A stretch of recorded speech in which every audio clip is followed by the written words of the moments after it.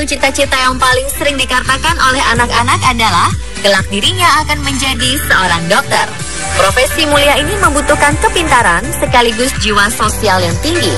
Pengabdiannya kepada masyarakat menjadikan peran seorang dokter bak malaikat di dunia. Beberapa aksi dokter di dunia ternyata sering menjadi pusat perhatian. Siapa saja mereka dan bagaimana aksi mereka? Inilah 7 dokter paling fenomenal di dunia versi on the spot.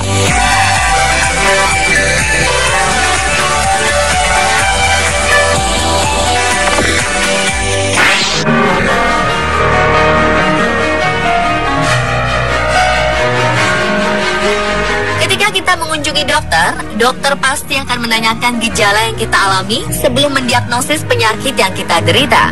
Namun dokter yang satu ini memiliki kemampuan unik di mana ia bisa merasakan apa yang dirasakan pasien hanya dengan melihatnya. Adalah Dr. Joe Salinas, dokter yang bekerja di Massachusetts General Hospital, mengidap kondisi yang disebut mirror touch synesthesia. Dr. Joe bisa mengalami sensasi yang sama dengan apa yang dirasakan oleh orang yang ia lihat. Gejala mirror touch synesthesia pertama kali disadari oleh Dr. Joe ketika masih anak-anak. Saat itu ia melihat orang lain berpelukan dan ia merasakan dirinya sedang dipeluk. Keadaan ini terkadang sangat mengganggu aktivitas Dr. Joe Salinas, terutama ketika kuliah praktek kedokteran.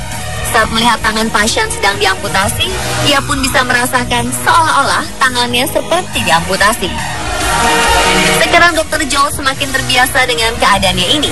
Justru ia bersyukur bisa merasakan apa yang dirasakan pasien, sehingga ia bisa menjadi lebih dekat dengan pasiennya.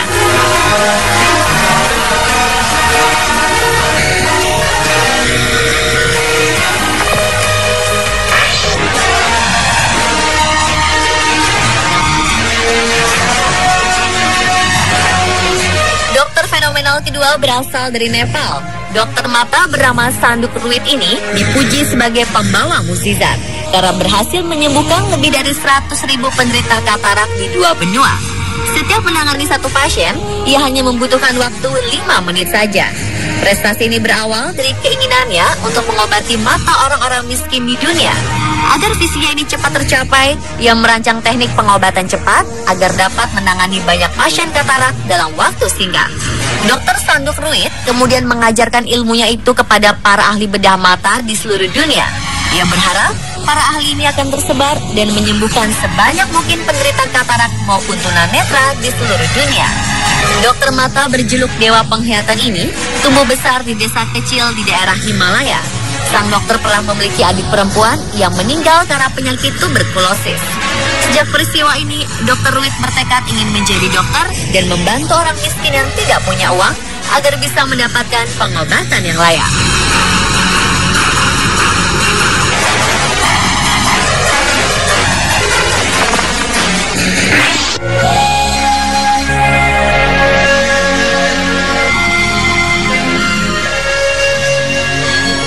Berbangga, berkat prestasinya, seorang dokter asal Malang bisa berbincang dan makan malam bersama Pangeran Charles dari Inggris. Gamal Albin Said mendapat penghargaan dari kerajaan Inggris atas idenya membuat pengobatan bagi masyarakat miskin hanya dengan menerima imbalan sampah. Ide Gamal tidak lepas dari kisah sedih seorang anak pemulung bernama Hairunisa.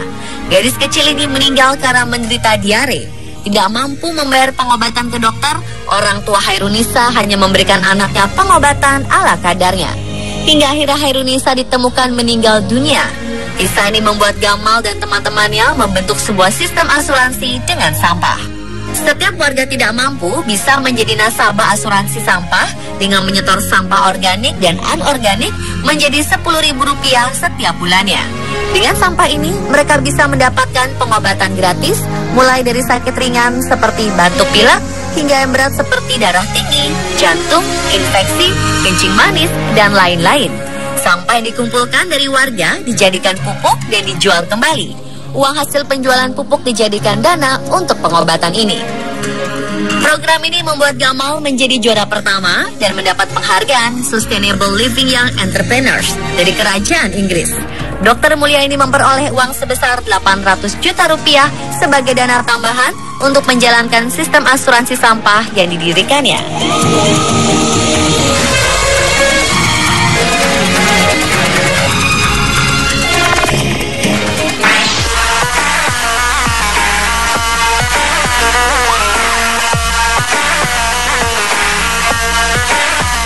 membutuhkan kepintaran untuk mengobati pasien, di tempat lain seorang dokter dituntut untuk lebih kreatif demi mendukung tugas mulianya.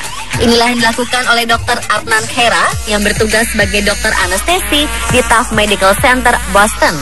Membawa radio tape lengkap dengan jas putihnya, dokter ini menari di jalanan untuk mengumpulkan donasi. Setiap donasi yang diterima akan disumbangkan ke berbagai badan amal. Dr. Khera menyadari bahwa ia juga memiliki talenta menghibur yang bisa dimanfaatkan untuk menarik perhatian orang. Di sela-sela aksinya, ia tidak sungkan mengajak orang lain untuk berdansa bersamanya. Dr. Khera ingin menunjukkan bahwa seorang dokter juga bisa menghibur, tidak kaku dan datar.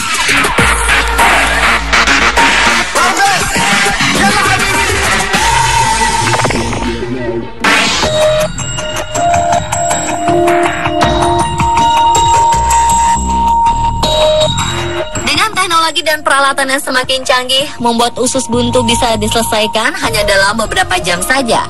Namun bagaimana jika hal ini terjadi pada seorang dokter yang berada di pedalaman Antartika? Leonid Ivanovich Rogozov terpaksa melakukan operasi usus buntu sendiri dengan peralatan seadanya ketika ia sedang dalam ekspedisi Antartika bersama para penjelajah Rusia pada 1960. Dokter bedah ini masuk ke dalam rombongan penjelajah yang bertujuan membangun stasiun Rusia di Antartika. Mereka akan berada di sana dalam waktu cukup lama dan kapal baru akan kembali setahun setelah mereka mendarat.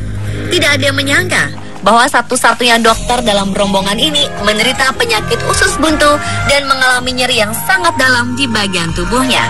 Awalnya, Dr. Leonid tidak ingin menceritakan rasa sakit yang dideritanya karena tidak ingin membuat takut yang lain. Namun kondisi yang terus memburuk hingga memaksanya untuk melakukan operasi usus buntu. Sebelum melakukan operasi, ia menginstruksikan teman-temannya untuk membantunya membius, menjaga posisi lampu dan cermin, membersihkan tangan dengan antiseptik agar ia bisa melihat bagian perutnya. Dr. Leonid mulai mengoperasi tubuhnya sendiri.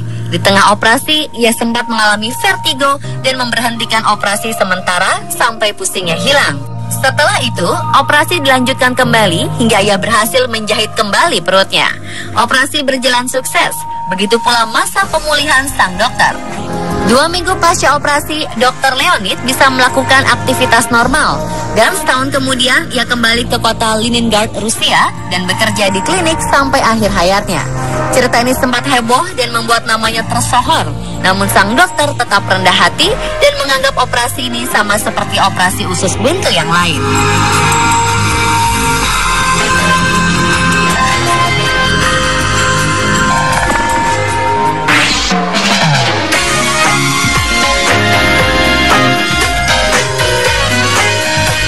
Kesehatan menjadi sebuah kemewahan bagi para gelandangan. Bisa makan 3 kali sehari saja sudah cukup bagi mereka. Rasanya tidak ada yang berniat untuk memeriksakan kesehatannya, bahkan ketika sakit sekalipun. Inilah yang menggugah hati Dr. Jim Withers yang mendedikasikan 20 tahun hidupnya untuk mengobati para tunawisma di kota Pittsburgh, Amerika Serikat.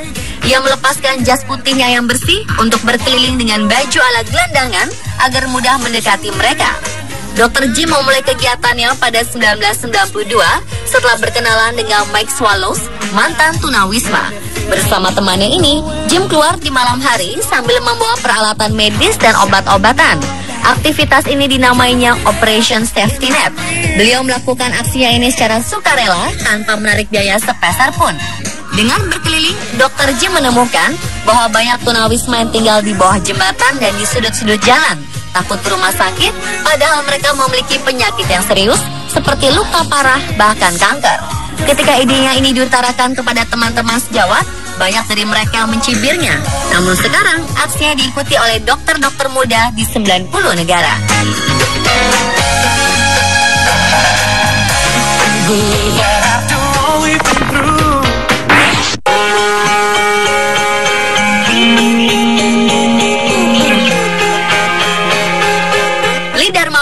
memiliki cita-cita menjadi dokter karena ingin membantu masyarakat yang tidak mampu.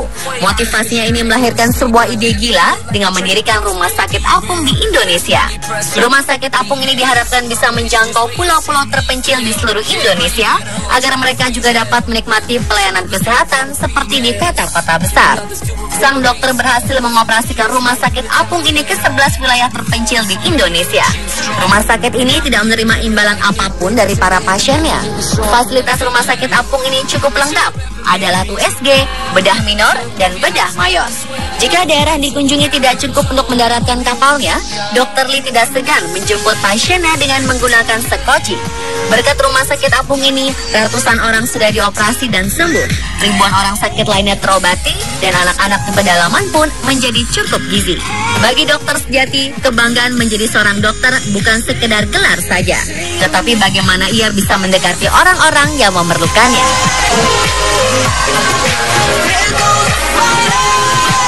Itulah 7 dokter fenomenal versi on the spot. Semoga menjadi inspirasi bagi kita semua.